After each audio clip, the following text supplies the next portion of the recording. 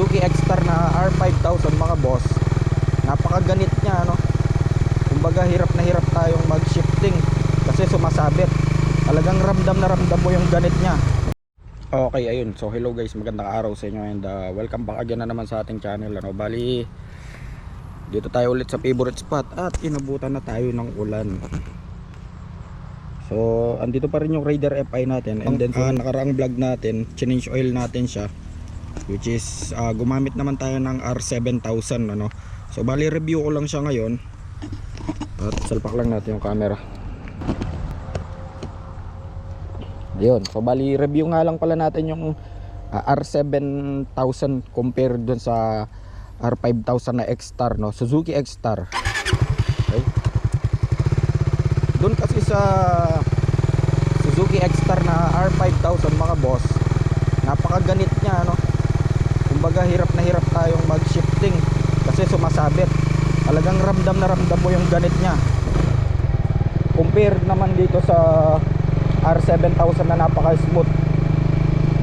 Okay, so hindi ko lang alam kapag kung ano yung performance niya kapag long ride. Pero upon cold start, smooth naman siya, okay naman siya, maganda yung kanyang shifting.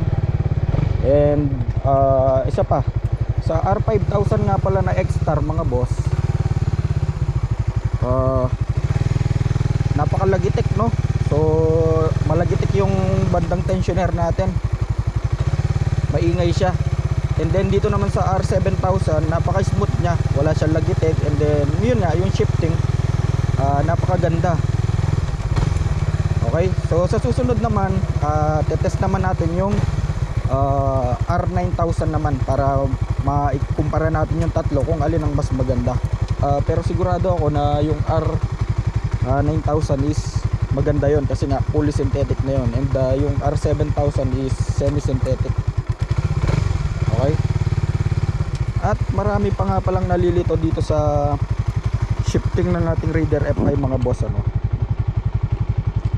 Medyo marami pa rin nalilito dito. So kapag especially sa mga beginners, so kapag kakambyo tayo or magpo first gear tayo, for example nakikita nyo ay naka neutral, down yung shifting natin. Ayan, pipindutin natin siya pababa, then makikita natin magna number 1. Ngayon kapag mag-shift naman tayo ng number 2, syempre magka-clutch na tayo dyan, bibitawan na natin yung clutch.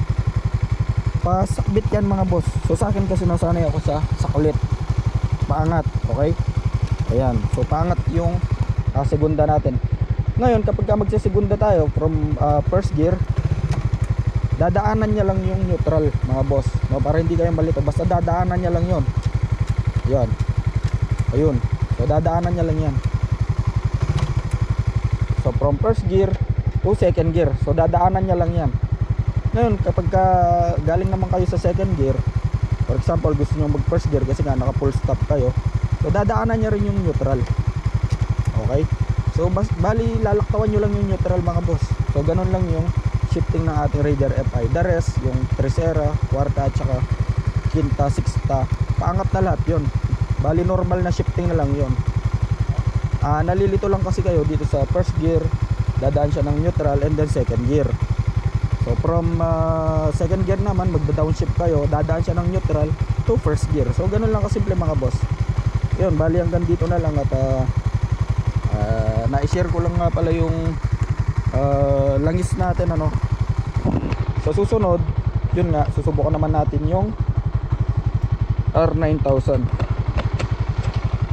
Okay, so bali hanggang dito na lang mga boss, ano. Bali share ko nga lang pala yung experience natin dun sa Suzuki X-Star na R5000 compared dun sa Suzuki X-Star na R7000. Sa susunod, yung R9000 naman para maipagkumpara natin yung tatlo kung alin ang mas maganda doon. And yung R5000 is napakalagitik and maganit. And yung R7000 is smooth siya, walang lagitik at maganda yung shifting niya. Yun, so bali hanggang dito lang mga boss. And last try is yung R9000. Yun. Kung may natutunan kayo at ako na gusto nyo yung video na to, paklik na lang ng heart button at pa-share na rin.